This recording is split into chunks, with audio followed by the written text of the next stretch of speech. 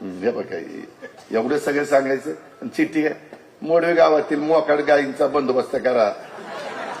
म्हणजे एवढं सगळं सांगितलं तरी राग येणार नाही तर काय येणार. हे चाललंय ना काम. आता मी नासाचं सांगतोय आणि मोकाट जनावरांचं सांगतोय. तुझ्या आहे त्याचा सत्कार करू यांड्रे नारळ त्याच्या डोक्यात बोलतो. काय म्हणजे कुठं काय सांगावं. माझी लिंक तुटती त्याच्यात सगळं माझं वाटोळ होते. मी चांगलं माझ्या लोकांना समजून सांगतोय आणि मोकाट जनावरांना पकडा. तुला माहिती नाही कनेरीकरांना विचार.